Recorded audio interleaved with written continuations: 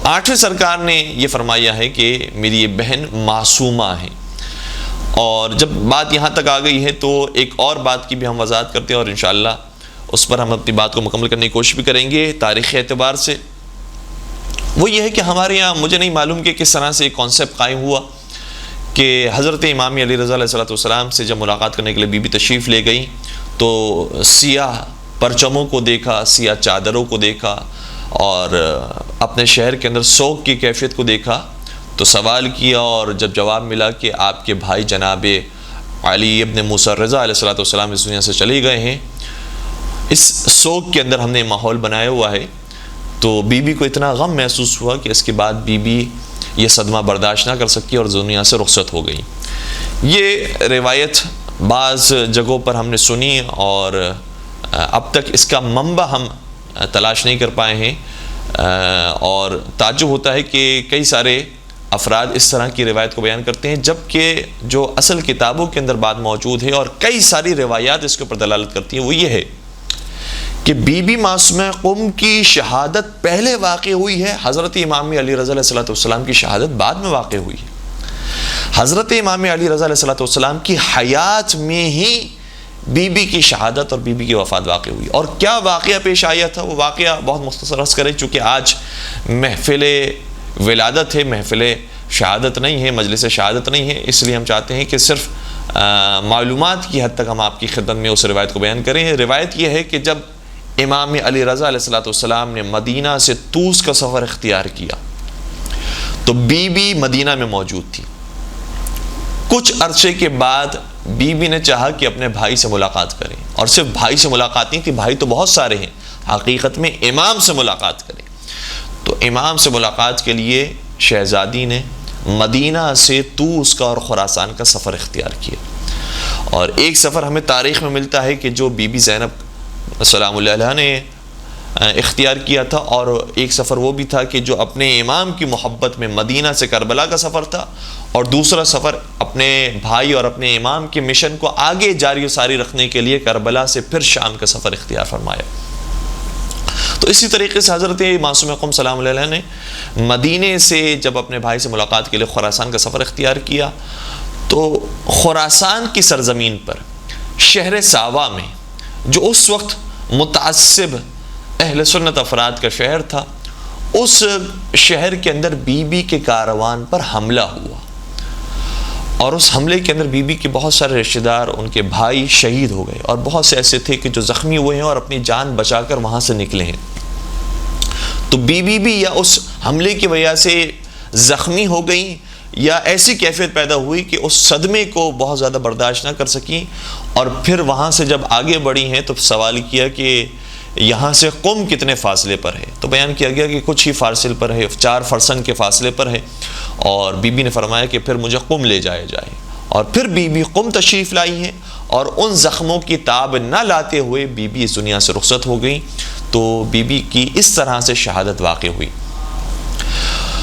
تو be be کی شہادت کا یہ واقعہ ہے کہ جو تاریخ کی کتابوں میں متواتر ملتا ہے، اور معتبر تاریخ اور مستند تواریخ کے اندر یہ واقعہ بیان کیا گیا ہے. البتہ اس کی جزیات کے اندر صحیح ہے کہ کچھ اور باتیں موجود ہیں، اور ہم نہیں چاہتے کہ ساری باتوں کو بیان کر کے آپ کی خستگی کے اندر اضافہ کریں، لیکن اتنا ہم بیان کرنا چاہتے ہیں کہ حیات امام علی رضا علیہ السلام میں ان کی خار گرامی حضرت معصومہ قم سلام اللہ علیہ اس دنیا سے رخصت ہوئی ہے. اور یہی وجہ ہے کہ جو مشہور زیارت نامہ ہے جو ہم جاتے ہیں بی بی کے روضے پر اور اس کی تلاوت کرتے ہیں، وہ زیارت نامہ بھی وہ ہے کہ جو حضرت امام علی رضا علیہ السلام نے تعلیم فرمایا ہے. اور وہ زیارت نامہ علامہ مجلسی نے کتاب بہار الانوار کے اندر اور زاد المعاد کے اندر تحریر فرمایا ہے. تو حضرت امام علی رضا علیہ السلام بی بی معصومہ قم کا زیارت نامہ اسی وقت بیان کر سکتے ہیں کہ جب ان کی حیات میں بی بی کا انتقال ہو گیا ہو یا بی بی کی شہادت ہو گئی ہو. اس کا مطلب یہ ہوا کہ وہ داستان اتنی زیادہ معتبر نہیں ہے کہ جو ہمارے یہاں بہت زیادہ معروف ہو گئی ہے.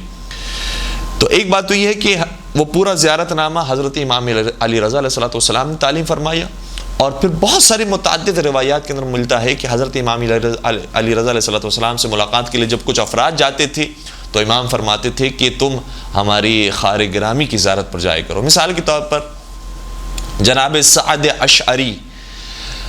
جن کا تعلق شہر قم سے ہوتا تھا. یہ اشعری پورا ایک قبیلہ ہے کہ جو قم میں بہت ابتدا میں قیام پذیر تھا اور آج بھی ان کی نسل وہاں پر باقی ہے اور بڑی قربانیاں دی ہیں انہوں نے. دراصل یہ اشعری قبیلہ وہ تھا کہ جو یمن سے تعلق رکھتا تھا. مولا متقیان کی جب تبلیغ ہوئی یمن کے اندر تو اس کے بعد مولا متقیان کے یہ عاشق ہوئے, بہت زیادہ چاہنے والے ہوئے اور انہوں نے بہت ساتھ دیا مولا متقیان کا. یہ پھر بعد میں کوفہ چلے گئے, مولا متقیان کا ساتھ دیتے رہے. لیکن جب حجاج بن یوسف کا زمانہ آیا تو اس کے مظالم سے بچتے ہوئے, اور بعض افراد یہ کہتے ہیں کہ حجاج کے مظالم میں سے ایک ظلم یہ ہوتا تھا کہ وہ اشعریوں کو اور مولا علی کے چاہنے والوں کو کوفے سے نکال کر قم کی سرزمین پر بھیج جاتا تھا. اور قم کی سرزمین پر کیوں بھیجتا تھا؟ قم کوئی حوزہ علمیہ وہاں پر موجود نہیں تھا, بلکہ اس وقت قم سنسان جگہ تھی اور وہاں پر کوئی شخص موجود نہیں تھا, بیابان تھا اور کوئی آبادی وہاں پر نہیں تھی. تو کیوں قم بھیجا جاتا تھا؟ اس کی وجوہات میں یہ بیان کیا جاتا ہے کہ قم کی سرزمین ایسی ہے کہ جہاں کی گرمی بہت زیادہ شدید ہے. جب گرمی ہوتی ہے تو شدید گرمی ہوتی ہے, اور ہم خود چونکہ شہر قم سے تعلق رکھتے ہیں اور وہاں ہمارا فی الحال قیام بھی ہے, تو ہمیں خود اندازہ ہے کہ جب گرمیوں کا موسم آتا ہے تو کبھی کبھار سینٹی گریڈ 50 تک بھی پہنچ جاتا ہے. 50 سینٹی گریڈ تک کی بھی گرمی شہر قم میں دیکھی گئی ہے. اور جب سردیوں کا موسم آتا ہے تو شدید سردی بھی پڑتی ہے, اور اتنی سردی ہوتی ہے کہ سردیوں میں برف باری ہوتی ہے اور -10 تک -15 تک بھی ٹیمپریچر جاتا ہے. تو چونکہ یہ جگہ ایسی تھی کہ جہاں گرمی بھی شدید ہوتی تھی, سردی بھی شدید ہوتی تھی, اس لیے کوئی عام شخص وہاں پر رہ نہیں پاتا تھا. اس کے لیے بڑے خاص انتظامات کی ضرورت ہے. اور عام طور پر پرانے زمانے میں اس جگہ کا انتخاب کیا جاتا تھا کہ جہاں کی آب و ہوا معتدل ہو اور پسندیدہ ہو اور خوبصورت ہو. تو اس لیے شہر قم کی چونکہ آب و ہوا اتنی بہتر نہیں تھی, اس لیے وہاں پر حجاج بن یوسف قیدیوں کو بھیجتا تھا اور کہتا تھا کہ تمہیں وہاں پر ہم نے جلا وطن کیا ہے. دوسری دلیل یہ ہے کہ شہر قم کا پانی میٹھا نہیں ہے. عام طور پر پرانے زمانے میں اس جگہ کا انتخاب کیا جاتا تھا کہ جہاں پر کم از کم پانی ہو اور پانی میٹھا ہو, پینے کے قابل ہو, تاکہ انسان کی زندگی وہاں پر صحیح طریقے سے گزر سکے. تو قم ایسی جگہ ہے جہاں پر پانی تو ہے لیکن انتہائی کھارا پانی اور کڑوا پانی ہے. لیکن بہرحال انقلاب اسلامی ایران کے بعد قم میں یہ فیسلٹی اب مہیا کی گئی ہے کہ اب اس کا پانی اتنا زیادہ کھارا نہیں رہا ہے اور بہت ساری جگہوں پر سہولتیں موجود ہے کہ پینے کا پانی, میٹھا پانی وہاں پر دستیاب ہے. تو پہلے تک یہ مظالم میں سے ایک ظلم ہوتا تھا کہ وہاں پر جب بھیجا جاتا تھا تو اس کا مقصد یہ تھا کہ وہاں پر رہیں گے تو نہ پانی کا صحیح انتظام ہے, نہ آب و ہوا اچھی ہے, اور پھر تیسری بات یہ ہے کہ جب کسی جگہ پر پانی میٹھا نہ ہو تو وہاں پر فصل بھی نہیں اگ سکتی ہے, وہاں پر کھیتی باڑی بھی نہیں کی جا سکتی ہے. تو ایک بالکل بنجر جگہ تھی جہاں پر ان شیعوں کو جلا وطن کیا گیا. لیکن خدا کا کرنا یہ ہے کہ جن شیعوں کے ظلم کی وجہ سے اور شیعوں پر ظلم ڈھانے کی وجہ سے جہاں شہر قم میں شیعوں کو مقید کر دیا گیا اور وہاں قیدی بنا دیا گیا, آج وہی قم وہ ہے کہ جو شیعوں کا مرکز بن گیا ہے اور حوزہ علمیہ قم پوری دنیا میں شاگردوں کی تربیت کر رہا ہے اور پوری دنیا میں علماء کو پرووائڈ کر رہا ہے. کیسے قدرت نے یہ ماحول فراہم کیا کہ جو شیعوں کے لیے پہلے ایک نامناسب ترین جگہ تھی کہ جہاں وہ کیسے رہیں گے, آہستہ آہستہ نسلاً بعد نسل قربانیوں کے بعد وہ جگہ اتنی اہم جگہ بن گئی ہے کہ آج شیعت کا پرچار ہو رہا ہے تو اسی شہر قم سے ہو رہا ہے کہ جہاں پر ظلم ڈھاتے ہوئے شیعوں کو جلا وطن کیا جاتا تھا. تو یہ قبیلہ اشعری وہ ہے کہ جن کی بڑی قربانیاں ہیں. اور جناب بی بی معصومہ قم سلام اللہ علیہا بھی جب تشریف لائی تھی شہر قم میں تو ایک قبیلہ اشعری قبیلہ ہی کا ایک شخص تھا کہ جس نے اپنے گھر کے اندر پناہ دی تھی, اور جہاں پر بی بی معصومہ قم کا روضہ موجود ہے وہ بھی قبیلہ اشعری. جناب موسیٰ ابن خزرج ابن سعد اشعری, جناب موسیٰ ابن خزرج ابن سعد اشعری کا باغ تھا جہاں پر حضرت معصومہ قم سلام اللہ علیہا کا روضہ آباد ہے. تو جناب موسیٰ ابن خزرج نے, جو بہت بڑے عالم دین ہوتے تھے اس زمانے کے, بہت متقی پرہیزگار انسان تھے, انہوں نے اپنا گھر پیش کیا بی بی کے لیے. وہاں پر تقریباً 16 سے 17 دن بی بی نے قیام کیا اور عبادتیں انجام دی, اور اس گھر کو اور اس جگہ کو بیت النور کا نام دیا جاتا ہے۔ اور پھر جب بی بی کا جنازہ اٹھا اور بی بی کو جب دفن کیا گیا تو جس باغ میں دفن کیا گیا وہ بھی اسی عالم دین کا اور اسی مومن کا باغ تھا جس کا نام جناب موسیٰ ابن خزرج ابن سعد اشعری ہے، اور وہاں پر بی بی کو دفنایا گیا۔ تو جب یہ اشعری قبیلے سے تعلق رکھنے والا شخص، اور یہ کون ہے؟ یہ سعد اشعری ہے، جو ابھی ہم نے جن کا نام بیان کیا جناب موسیٰ ابن خزرج ابن سعد اشعری۔ تو سعد اشعری ظاہراً یہ وہی شخص ہے کہ جو 8ویں امام کی خدمت میں حاضر ہوا تھا، اور امام نے سے کہا کہ تمہارے شہر میں ہماری ایک شخصیت موجود ہے اور اس کی تم زیارت کرو، اس کا احترام کرو۔ تو اس نے عرض کیا کہ مولا کیا آپ اپنی خار گرامی جناب فاطمہ بنت موسیٰ کاظم کی بات کر رہے ہیں؟ تو امام نے فرمایا نعم، میں انہی کی بات کر رہا ہوں۔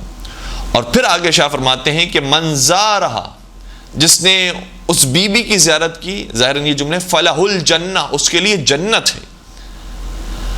تو یہ زیارت کی حدیث کب مولا شاہ فرما سکتے ہیں؟ یہ اس وقت بیان فرما سکتے ہیں کہ جب بی بی کی شہادت پہلے ہوئی ہو